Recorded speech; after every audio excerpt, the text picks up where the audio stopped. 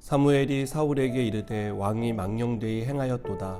왕이 왕의 하나님 여호와께서 왕에게 내리신 명령을 지키지 아니하였도다. 그리하였더라면 여호와께서 이스라엘 위에 왕의 나라를 영원히 세우셨을 것이거늘. 지금은 왕의 나라가 길지 못할 것이라. 여호와께서 왕에게 명령하신 바를 왕이 지키지 아니하였으므로 여호와께서 그의 마음에 맞는 사람을 구하여 여호와께서 그를 그의 백성의 지도자로 삼으셨느니라 하고, 사무엘이 일어나 길갈에서 떠나 베냐민 기브아로 올라가니라. 사울이 자기와 함께한 백성의 수를 세어보니 600명 가량이라.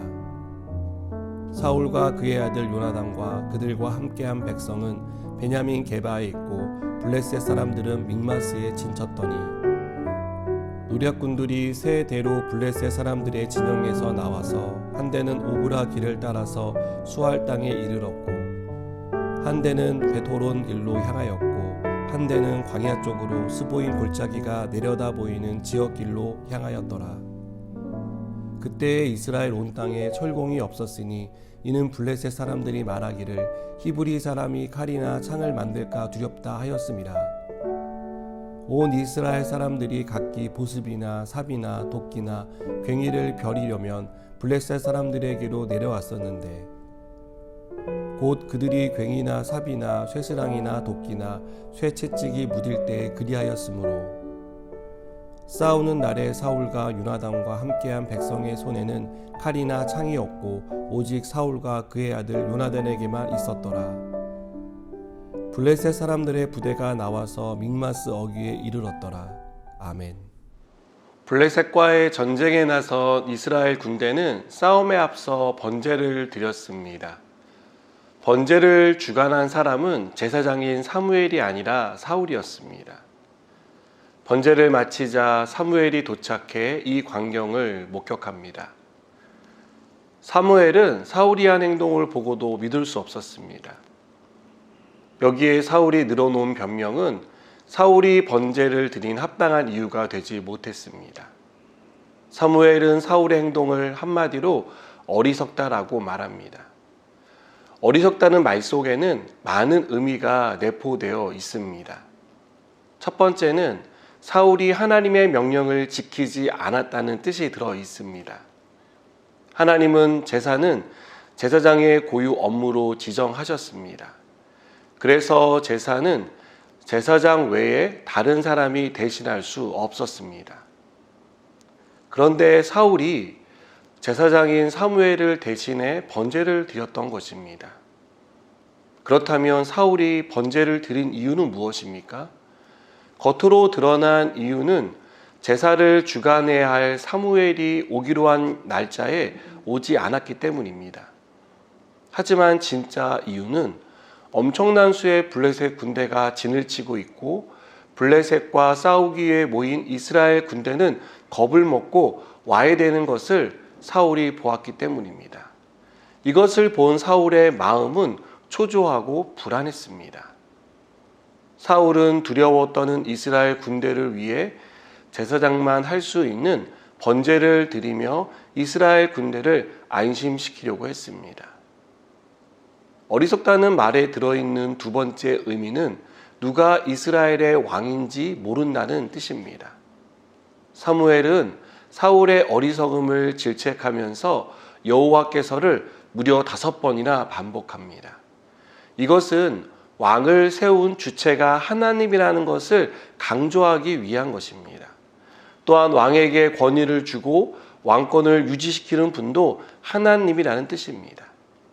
나아가 전쟁을 이끄는 주체도 사울이 아닌 하나님이라는 것을 강조하고 있는 것입니다.